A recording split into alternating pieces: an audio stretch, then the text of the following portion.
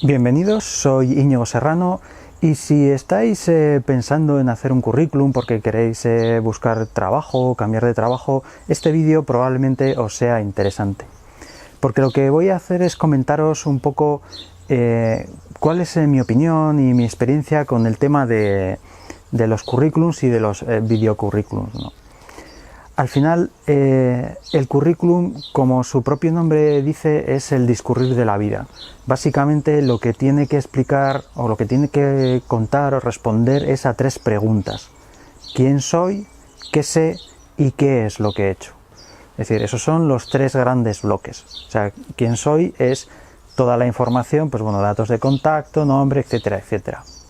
En el apartado de qué es lo que sé, lo que tengo que indicar es cuáles son mis conocimientos, cuáles son mis estudios, tanto académicos como no académicos. Los académicos son los que, por decirlo así, firma el rey. Los no académicos, pues bueno, son otro tipo de formación que se tiene, ¿no? Cursos, seminarios, etcétera, etcétera. Y luego el tercer punto es qué es lo que he hecho. Que hay normalmente, pues lo que se pone es todas las empresas por los que has ido pasando, todos los proyectos en los que has ido estando, qué tecnologías has utilizado, cuáles han sido tus labores, etcétera, etcétera, etcétera.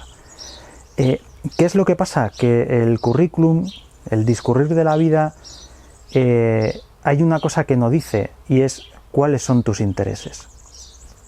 Es decir, un currículum está muy bien porque para una persona de recursos humanos puede hacerse una idea de qué es lo que sabes y qué es lo que dejas de saber. Es decir, si yo, por ejemplo, estoy buscando un administrador de base de datos, puedo leer los currículums y ver, pues tal persona ha estudiado tal carrera de informática y luego ha estado trabajando en tales empresas, en tales proyectos, haciendo de administrador de base de datos. Lógicamente, no es lo mismo tener una persona que tiene una formación y que tiene una experiencia, en este caso pues en base de datos, que alguien que no la tenga. Y no es lo mismo estar de administrador de base de datos en sitios pequeños, en proyectos pequeños o que no tienen un nivel muy alto, que estar en sitios más grandes o que tienen un nivel más alto, ¿no? Porque eso te da un cierto valor mayor o menor. ¿Qué es lo que pasa? Que realmente el currículum, hay una pregunta que no responde y es tan sencillo como, bueno, ¿y realmente a ti te gusta el trabajo de administrador de base de datos? Porque puede ser que hayas estudiado, por ejemplo, la carrera, que hayas empezado en una empresa y te pusieron ahí, pues bueno, entraste de becario y hacía falta alguien de base de datos y ahí te pusieron. Y has seguido y tu experiencia es de administrador de base de datos, pero realmente a ti no te gusta. Es decir, yo he conocido gente que estaba, pues bueno, pues que trabajaba con base de datos y realmente a esas personas lo que le gustaba era desarrollar, gente que estaba en desarrollo y realmente lo que le gustaba era sistemas, etcétera, etcétera, ¿no? Entonces, eso el currículum no lo puede contar. Eso lo tienes que contar tú en la entrevista. Lógicamente, si tú no dices en ningún sitio que aunque eres un DBA, un administrador de base de datos, a ti lo que te gusta es, yo qué sé, sistemas, pues nadie lo va a saber y según tu currículum eso nadie va a poder enterarse. Entonces ahí es donde viene otra opción, que es la marca personal. Por ejemplo, pues lo que estoy haciendo yo. Es decir, independientemente de que mi currículum sea uno u otro, yo en mi blog o en mi canal de YouTube subo vídeos o escribo entradas sobre las cosas que a mí me interesan. Es decir, yo he podido estar trabajando de no sé qué, pero a mí eso, pues bueno, lo hice porque cuadró en ese momento, lo que algunas personas llaman trabajos alimenticios, y tengo experiencia en esas cosas, pero a mí me gustan otras, por eso le dedico tiempo, me investigo, aprendo por mi cuenta, etcétera, etcétera. Entonces, todos los temas de marca personal pueden venir muy bien para este tipo de situaciones, para dar a conocer lo que realmente a ti te gusta, lo que realmente sabes, sin estar restringido a lo que has estado haciendo en una serie de empresas, muchas veces pues por circunstancias de la vida, otras veces realmente estás trabajando en lo que a ti te gusta, y entonces es genial porque tienes una experiencia en algo que te gusta, con lo cual, perfecto. ¿Eso quiere decir que todo el mundo tiene que tener un canal de YouTube, que tiene que tener un blog, que tiene que ser activo en las redes sociales. Pues no necesariamente, o sea, al final cada uno elige el canal que más le interesa, es decir, al final lo que tienes que conseguir es transmitir tu mensaje, y depende cuál sea el mensaje y a quién se lo quieras transmitir, probablemente pueda ser mejor un canal u otro, o puedes optar por todos los canales. Lo que pasa es que eso lógicamente te va a llevar más tiempo. Y luego entramos en otro tema que también es un poco peliagudo, ¿no? Y que os puede parecer un poco extraño lo que voy a decir, ¿no? Que es los videocurrículums.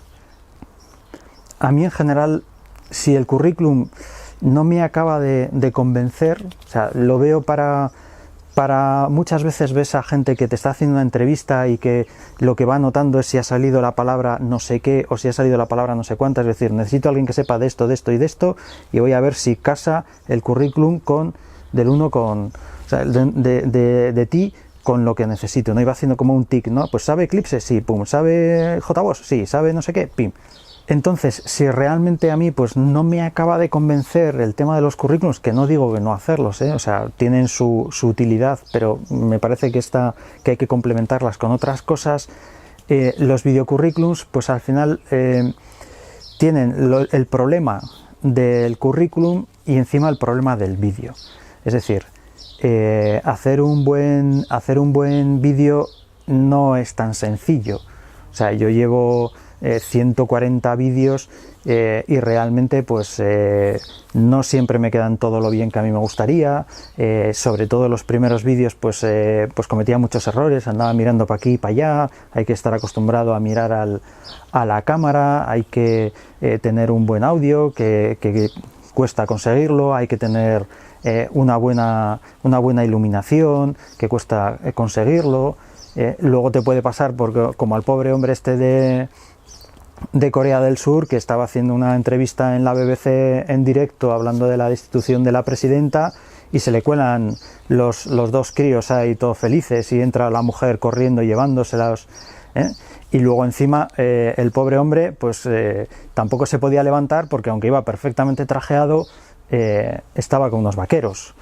Porque pensaba que no le iban a ver o que no se iba a tener que levantar, ¿no? Entonces, la gente que se dedica a estos temas más específicamente de los currículums y de las entrevistas en remoto, lo primero que te aconsejan es que te vistas perfectamente como si estuvieses presencialmente, o sea, ni se te ocurra estar de arriba trajeado y luego en pijama, o sea, porque ha habido gente a la que le ha pasado eso y que en un momento determinado le pedían que fuese a enseñarles una documentación y no podía porque realmente dicen, es que no me puedo levantar porque estoy en pijama, ¿no? O sea, es decir, eso es algo que hay que tener en cuidado, ¿no?